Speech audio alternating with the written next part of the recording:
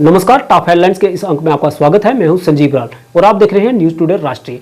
आइए देखते हैं आज की कुछ बड़ी खबरें यानी टॉप हेडलाइंस। अयोध्या में भव्य राम मंदिर बनने के बाद पहली बार करीब 500 वर्षों के बाद रामनवमी का त्योहार मनाया जा रहा है। रामनवमी पर रामनगरी अयोध्या में हर्षोल्लास का माहौल है। आज इस विशेष दिन के लिए सुबह से ही अयोध्या में श्रद्धालुओं का तांता लगा रहा। रामनवमी की सुबह सबसे पहले रामलला को दिव्य स्नान करवाया गया। रामलला को पंचामृत स्नान के बाद इत्र लेपन किया गया। अयोध्या में भव्य राम मंदिर बनने के बाद पहली बार रामनवमी के त्योहार पर रामलला का सूर्य अभिषेक हुआ। दोपहर 12:01 से शुरू हुआ ये सूर्य अभिषेक करीब 5 मिनट तक होता रहा। सूर्य की किरणें रामलला के चेहरे पर पड़ी और करीब 75 मिलीमीटर का टीका भगवान श्री रामलला के चेहरे पर बना रहा। भक्ति और विज्ञान की इस अद्भुत संगम को दुनिया भक्ति भाव से निहारती रही। आपको बता दें कि सूर्य तिलक के लिए वैज्ञानिकों ने कई महीनों से तैयारी की थी। आज दोपहर जैसे ही घड़ी पर 12:01 हुआ तो सूर्य की किरणें सीधा रामलला के चेहरे पर पहुंच गई। 12:01 से 12:06 तक सूर्य की किरणें रामलला के ललाट पर 75 मिलीमीटर के टीके के रूप में टिकी रही। राम जन्मभूमि पर राम जन्मोत्सव और सूर्य तिलक 11:58 से 12:02 तक 4 मिनट के लिए भगवान भुवन भास्कर सूर्यदेव अपने कुल में जन्मे बालक राम के ललाट पर तिलक लगाएंगे। आज के इस कार्यक्रम के लिए अनुसंधान विज्ञान, अंतरिक्ष अनुसंधान विज्ञान के वैज्ञानिक, उनके डायरेक्टर, केंद्रीय भवन अनुसंधान संस्थान रुड़की के डायरेक्टर, उनके वैज्ञानिक, दूरदर्शन, प्रसार भारती, इसके सभी तकनीकी विशेषज्ञ यहाँ पर उपस्थित हैं। जिन लोगों ने 4 वर्षों तक लेबोरेटरी में बैठकर भगवान सूर्य की किरणों को पकड़कर भगवान के ललाट तक पहुंचाने का काम किया है, वो सभी वैज्ञानिक अभी यहाँ पर हैं, हमारे बीच में हैं।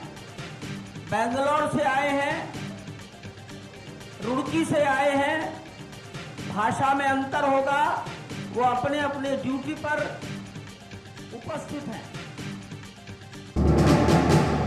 प्रधानमंत्री नरेंद्र मोदी ने आज असम के नलबाड़ी में चुनाव प्रचार किया। प्रधानमंत्री मोदी ने कहा कि 2014 में मोदी आपके बीच उम्मीद लेकर आया था, 2019 में मोदी एक विश्वास लेकर आया और 2024 में जब मोदी असम की धरती पर आया है तो मोदी गारंटी लेकर आया है। मोदी की गारंटी यानी पूरे होने की गारंटी। इस दौरान पीएम मोदी ने रैली में बड़ी संख्या में एकत्रित हुए लोगों से रामलला के सूर्य तिलक में जुड़ने का भी आह्वान किया। रैली को संबोधित करते हुए पीएम मोदी ने वहां मौजूद लोगों को रामनवमी की बधाई देते हुए उनसे इस खास मौके पर अपने फोन की फ्लैश लाइट जलाकर श्री रामलला के सूर्य तिलक से जुड़ने का आह्वान किया। पीएम मोदी ने कहा कि आज जब सूर्य देवता स्वयं प्रभु राम के जन्मदिन को मनाने के लिए किरण के रूप में उतर रहे हैं और पूरे देश को एक नया माहौल है। उन्होंने कहा कि प्रभु श्री राम का ये जन्मदिन 500 साल के बाद आया है। अब उन्हें अपने घर में जन्मदिन मनाने का सौभाग्य मिला है। मेरा भाषण आगे बढ़ाने से पहले अब 12 बजने में कुछ ही पल बाकी है। अयोध्या में और पूरे देश में प्रभु राम के जन्मोत्सव, प्रभु राम के स्वागत का बहुत बड़ा अभियान चल रहा है, बहुत बड़ा उत्सव चल रहा है। हम भी उससे जुड़ना चाहते हैं। भले हम अयोध्या नहीं पहुंच पाए, हम यहां से प्रभु राम के जन्मोत्सव में जुड़ने के लिए अभी कुछ ही पल में वहां पर सूर्य तिलक होने वाला है।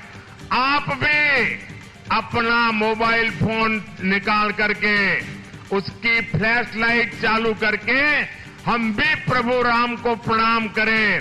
उस सूर्य तिलक की तरह हम भी अपने मोबाइल का फ्लैश निकाल करके, फ्लैश चालू करके, सब लोग अपने मोबाइल का फ्लैश चालू करें। सब लोग, भले दिखाई नहीं देगा लेकिन आप करें। प्रभु राम को सूर्य तिलक हो रहा है, तब हमारे मोबाइल फोन से भी प्रभु राम को हम प्रणाम कर रहे हैं। हम भी सूर्य तिलक में हमारे मोबाइल के किरण भेज रहे हैं।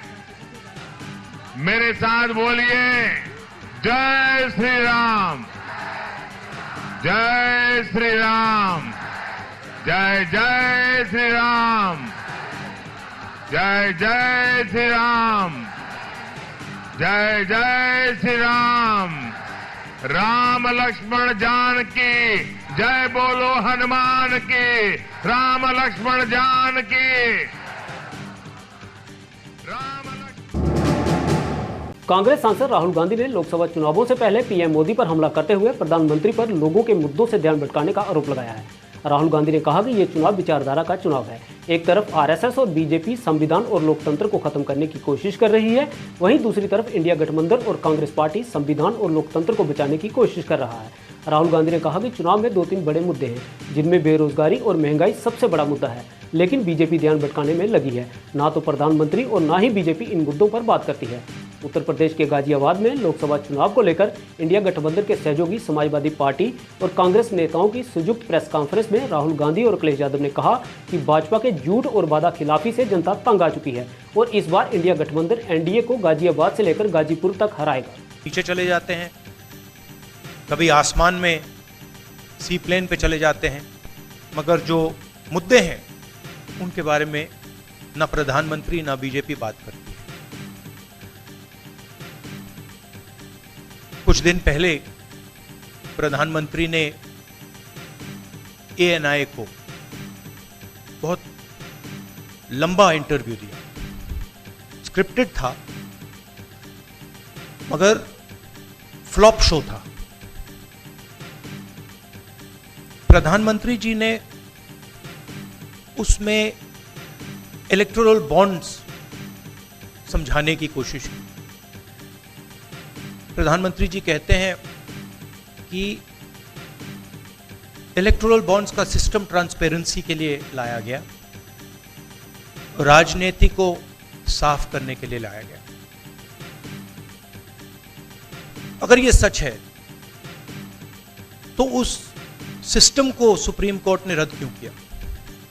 और दूसरी बात, अगर आप ट्रांसपेरेंसी लाना चाहते थे तो जिन लोगों ने आपको पैसा दिया, बीजेपी को पैसा दिया, हजारों करोड़ रुपए दिए, उनका नाम आपने क्यों छुपाया था? और जिन तारीखों पे उन्होंने आपको पैसा दिया उसको आपने क्यों छुपाया था? पता लगता है हजारों करोड़ रुपए का कॉन्ट्रैक्ट किसी कंपनी को मिलता है, उसके एकदम बाद वो कंपनी बीजेपी को पैसा देती है। सीबीआई की इंक्वायरी होती है, ईडी की इंक्वायरी होती है, किसी कंपनी पर शुरू होती है, उसके 10-15 दिन बाद कंपनी करोड़ों रुपए बीजेपी को देती है। लोकसभा चुनावों से पहले राहुल गांधी ने दावा किया है कि भारतीय जनता पार्टी 150 सीटों पर सिमट जाएगी। उत्तर प्रदेश के गाजियाबाद में लोकसभा चुनाव को लेकर इंडिया गठबंधन के सहयोगी समाजवादी पार्टी और कांग्रेस नेताओं की संयुक्त प्रेस कॉन्फ्रेंस में पत्रकारों द्वारा प्रधानमंत्री के 2 लड़कों की फ्लॉप फिल्म वाले तंज को लेकर पूछे सवाल पर राहुल गांधी ने कहा कि मैं सीटों की भविष्यवाणी तो नहीं करता, लेकिन 15-20 दिन पहले मैं सोच रहा था कि भाजपा लगभग 180 सीटें जीतेगी, लेकिन अब मुझे पता लगता है कि उन्हें 150 सीटें ही मिलेंगी। राहुल गांधी ने कहा कि हर राज्य में हमें रिपोर्ट मिल रही है कि हम मजबूत हैं और हमारा बेहतर प्रदर्शन होगा। राहुल जी, मेरा सवाल आपसे है कि पिछले बार जो आप दोनों लोगों का गठबंधन था वो सफल नहीं हो सका उत्तर प्रदेश में। एक बार फिर आप लोग साथ आए हैं और प्रधानमंत्री ने पिछले दिनों कहा कि ये 2 लड़कों की फ्लॉप फिल्म है जो इस बार भी फ्लॉप होगी।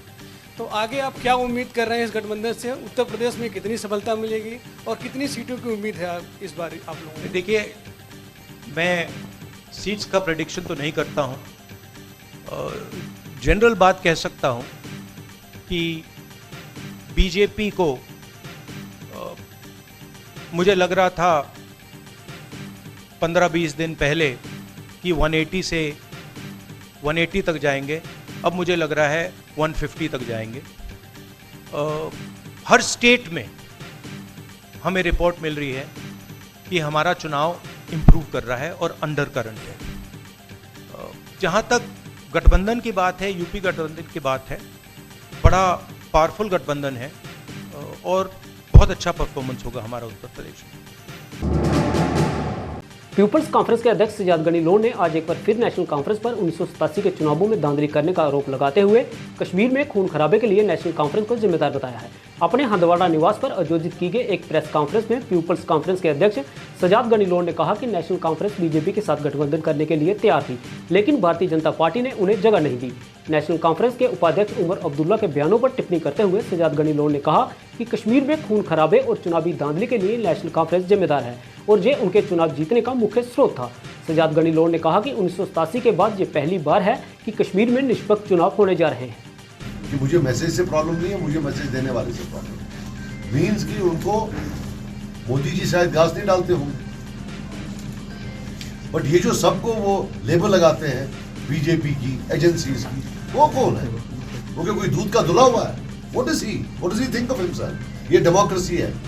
जो पुराना टाइम गया 87 का, लोगों को जेल में बंद करते थे, पीएसए लगाते थे फॉल्स चार्जेस पर, उसको आदत हो गई है हर एक को ह्यूमिलेट करने की। कल सोनावारी और बांडीपोर के लोगों को ह्यूमिलेट किया। आज when he says that I am not fighting Sajad Loan, I am fighting Delhi, what does he mean? That people who are with me, जो लोग मेरे साथ हैं, वो क्या खरीदे हुए हैं? वो बिकाऊ हैं। 30% वोट, 25% वोट नेशनल कॉन्फ्रेंस लेता है, वो अल्लुला है वो लोग, और जो बाकी 75% वो जो बिकाऊ है। We will not allow him to humiliate people of Kashmir. It's not me he is attacking. Every single Kashmiri. ये जो अभी लोग थे नीचे, इतनी लंबी लंबी दाढ़ियां करके, ताजुद गुजार, अल्हम्दुलिल्लाह साफ किरदार साफ, कश्मीरी बोलने वाले, कश्मीरी रहन सहन, इनको चैलेंज कर रहा है। ये वो है, एक मिनट, ये वो है जो इनके बाप ने जिनको पीएसए में अंदर किया है, इनके जो किसी का बेटा, किसी का भाई कत्ल आज कब्र में बैठा है, क्योंकि इन्होंने जो 87 की चोरी की, फिर 96 और 2002 से और 2008 से 2014 तक गोलियों से बूंद के डाला। These killers have the audacity that now they will give certificates. Srinagar Lok Sabha seat से पीपल्स डेमोक्रेटिक पार्टी के उम्मीदवार वाहिद उर रहमान परा ने बुधवार को मध्य कश्मीर के जिला बडगाम के चरारे शरीफ क्षेत्र में एक पब्लिक मीटिंग को संबोधित किया। बैठक के बाद पत्रकारों से बात करते हुए वाहिद उर रहमान परा ने कहा कि पीडीपी ही एकमात्र पार्टी है जो पिछले 5 वर्षों से लगातार कश्मीर की वकालत कर रही है। उन्होंने कहा कि कश्मीर के हर मुद्दे पर महबूबा मुफ्ती सबसे आगे हैं। श्रीनगर लोकसभा सीट से पीपल्स डेमोक्रेटिक पार्टी के उम्मीदवार वाहिद उर रहमान परा ने लोगों से खुलकर मतदान करने का आह्वान करते हुए कहा कि हमने कई बार देखा है कि बहिष्कार से कितना नुकसान हो सकता है। उन्होंने कश्मीर की आवाम को चुनावी प्रक्रिया के बहिष्कार से बचने और धर्मनिरपेक्ष ताकतों को कश्मीर में मजबूत करने के लिए पीडीपी का समर्थन करने की भी अपील की। आप देखिए, पीडीपी वाहिद ऐसी जमात है जिसमें 40 लोग निकले, MLA, ministers, farmer ministers, MLCs, क्योंकि प्रेशर बहुत है इस जमात पे। सिर्फ एक पार्टी तोड़ी गई और लोगों को पता है ये जमात बात करती है, इसीलिए इन पे प्रेशर किया जाता है। तो इस वक्त भी हम जो क्रैकडाउन है सरकार का, उसी के प्रेशर में आके हमारे वर्कर जो थोड़े सहमे हुए, जिस डर को निकालने की हम कोशिश करते हैं। जैसे मीडिया खामोश है, सिविल सोसाइटी बात नहीं करते, एडवोकेट्स यहाँ बात नहीं करते, ट्रेडर्स बहुत डरे हुए हैं, सारे लोग सहमे हुए हैं। तो पीडीपी पे तो खास ज्यादा, सबसे ज्यादा प्रेशर हुआ है 5 अगस्त के बाद। डीडीसी का मतलब आपको जाने नहीं दिया, क्या लग रहा है अगर आप पार्लियामेंट इलेक्शन जीते तो आप पार्लियामेंट में जाने देंगे? लीगली तो कुछ नहीं कर सकते, लेकिन अब इस वक्त इस मुल्क में कोई भी चीज़ पॉसिबल है, but legally they can not stop us. और हाई कोर्ट ने भी मुझे उस वक्त डीडीसी इलेक्शन जीतने के बाद फेवरेबल ऑर्डर दिया, इन्होंने वो एग्जीक्यूट नहीं किया। बट पार्लियामेंट एक ऐसा फ्लोर है जहाँ पर आप चीज़ें को रोक नहीं सकते। इंशाल्लाह अगर हम कामयाब हुए तो आराम से। कश्मीरी पंडित समुदाय ने आई रामनवमी के उपलक्ष्य पर श्रीनगर शहर में भव्य शोभा यात्रा का आयोजन किया और भगवान श्री राम जी का जन्म उत्सव मनाया। इस अवसर पर कश्मीरी पंडित समुदाय द्वारा आयोजित की गई रामनवमी की शोभा यात्रा श्रीनगर के लाल चौक सहित शहर के विभिन्न इलाकों से होकर गुजरी। कड़ी सुरक्षा व्यवस्था के बीच निकाली गई शोभा यात्रा में बड़ी संख्या में कश्मीरी पंडित समुदाय के लोगों ने भाग लिया और भजन कीर्तन करते हुए रामनवमी का त्यौहार मनाया। ये पैगाम है दुनिया को कि कश्मीर एक बहुत गुलदस्ता मुल्क है, खुशहाल है और जहाँ के लोग अमन चाहते हैं, जहाँ का भाईचारा जो है वो उसको बिगाड़ने की कोशिश जो पाकिस्तान ने की है, जहाँ के लोग जो नहीं चाहते थे, लेकिन आज हमारे जो लोग जो हैं समझ चुके हैं कि कश्मीर में अमन चैन जो है ये भाईचारे से ही आएगा और जहाँ हम एक दूसरे के साथ एक दूसरे का दुख समझेंगे, हिंदू मुसलमान कंधे से कंधा मिलाकर चलेगा, तभी माहौल ठीक होगा। जम्मू कश्मीर की कई सौ साल प्राचीन परंपरा को जारी रखते हुए जम्मू कश्मीर धर्मा ट्रस्ट ने आज रामनवमी के उपलक्ष्य पर श्री रघुनाथ जी की वार्षिक शोभा यात्रा का आयोजन किया। आज सुबह से ही जम्मू के प्राचीन श्री रघुनाथ जी मंदिर में रामनवमी पर्व के उपलक्ष्य पर विशेष पूजा अर्चना के बाद जम्मू कश्मीर धर्मा ट्रस्ट के ट्रस्टी MK अजातशत्रु सिंह ने रघुनाथ जी की मूर्ति को भव्य रथ पर विराजमान किया। शोभा यात्रा में श्री रघुनाथ जी की रथ को डोल नगाड़ों के साथ जम्मू के विभिन्न इलाकों का भ्रमण करवाया गया। शोभा यात्रा में बड़ी संख्या में लोगों ने शामिल होकर भगवान श्री रघुनाथ जी के दर्शन किए और अपने परिवार और प्रदेश की सुख समृद्धि की कामना की। ये बीजेपी और मोदी जी का करिश्मा था और आज हम यहाँ पे सुबह 11:30 बजे हमने पूर्णाहुति की और हवन किया। उसके बाद जैसे आपको पता है कि जो धर्मा ट्रस्ट है एक रथ यात्रा निकाल रही है पिछले 100-200 साल से, तो वही प्रथा चल रही है। मेरी आप सबसे ही और आपके माध्यम से सब लोगों को यही प्रार्थना होगी कि ज़्यादा से ज़्यादा लोग जुड़ें इसमें और ख़ास करके युवक जो है हमारे जुड़ें, क्योंकि युवा पीढ़ी जो है उसी ने ये करिश्मा दिखाया कि रामलला जी जब वापस आए तो हज़ारों की संख्या में हमारे पास कैसे यहाँ पर रघुनाथ मंदिर में 30-40 हज़ार से ज़्यादा लोग आए और ये प्रथा फिर शुरू हो गई है। जय श्री राम। आप सबको बहुत बहुत शुभकामनाएं और सब पे रामचंद्र जी की कृपा बने रहे। आज चैत्र नवरात्रि का 9वां दिन है और नवरात्रि के 9वें दिन मां दुर्गा के स्वरूप सिद्धरात्रि की पूजा होती है। मां सिद्धरात्रि की पूजा अर्चना से सभी तरह की सिद्धियां प्राप्त होती हैं और सभी तरह की मनोकामनाओं की पूर्ति होती है। मान्यता है कि माता की पूजा करने से सभी कार्य सिद्ध हो जाते हैं और घर में धन धान्य की कमी नहीं होती। चैत्र नवरात्रि के 9वें दिन रामनवमी को आज भक्तों ने नवरात्रि के 9 दिनों तक बीजी गई माता रानी की पवित्र साख का भी विसर्जन किया और माता दुर्गा से सुख समृद्धि की कामना की।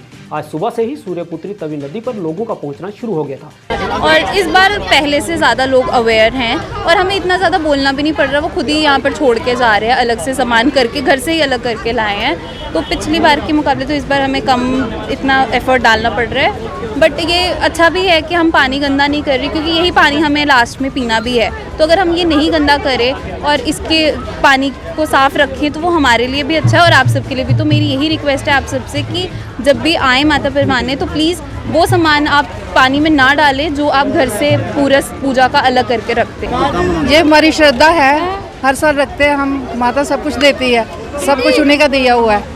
माता देती है तो हम खाते हैं, सब कुछ माता का ही है। माता बड़ी कृपा करती है, बड़ी दयालु है, सब भक्तों पे कृपा करती है। जो भी प्यार से उनको याद करता है सब मनोकामना पूरी करती है। मैं देना चाहूँगी कि माता रानी सबको ऐसे ही खुशहाली भरते रहे, सबके घरों में खुशहाली आते रहे, सबको ब्लेस करते रहे माता रानी और सबके घरों में खुशियों के भंडारे भरे रहे। Thank you. जय माता। बांडीपुरा जिले के शिलबित सोनाबारी इलाके में आज सुबह तेंदुए की मौजूदगी का पता चलने के बाद वन्यजीव विभाग के अधिकारियों ने बड़े पैमाने पर तलाशी अभियान शुरू किया। तेंदुए की तलाश में चलाए गए इस अभियान के दौरान वन्यजीव अधिकारियों ने फॉरेस्ट प्रोटेक्शन फोर्स की टीम के साथ मिलकर तेंदुए को पकड़ने के लिए सारा इलाका खंगाला। वन्यजीव अधिकारियों के अनुसार पैरों के निशान से क्षेत्र में तेंदुए की मौजूदगी की पुष्टि हुई है। उन्होंने स्थानीय लोगों से विशेष रूप से शाम के समय घर के अंदर रहने और बच्चों पर अतिरिक्त देखभाल करने का आग्रह किया है। वन्यजीव अधिकारियों ने कहा कि हमारी टीमें तेंदुए को पकड़ने के लिए लगातार काम कर रही हैं और जल्द ही तेंदुए को सुरक्षित पकड़ लिया जाएगा। चले तो हम ट्रैप करते हैं। मुझे बताया अभी ये क्या गुजारिश है इसमें? हमारे जो आम नौस है उनकी हमारी ये इस्तिजा है कि पैनिक होने की कोई ज़रूरत ही नहीं है। तो आप देख रहे हैं कि हर जगह इस वक्त लेपर्डों की ग्रूमिंग होती रहती है, इसमें पैनिक होने की ज़रूरत नहीं है। पूरा फोर्स और वाइल्ड लाइफ डिपार्टमेंट लगे हैं इस काम में। तो हम हर वक्त कोशिश करेंगे कि हम इसमें कामयाब हो जाए और कोई पता न कहा से ऐसा तेज न हो कि कोई कैजुअल्टी हो जाए। एहतियात बरतने की क्या ज़रूरत है? आप अच्छी तरह जानते हैं, इस बात से आप बाखबर है कि इसकी जो मोमेंट रहती है सुबह शाम रहती है, तो सुबह शाम हमें घर से निकलने में थोड़ा सा महज एहतियात बरतना है। खासकर छोटे बच्चों को बाहर नहीं छोड़ना है। टॉप हेडलाइंस के इस अंक में बस इतना ही। इसी के साथ मुझे और मेरी सारी टीम को दीजिए इजाजत और आप बने रहिए न्यूज़ टुडे राष्ट्र के साथ। धन्यवाद। शुभ रात्रि।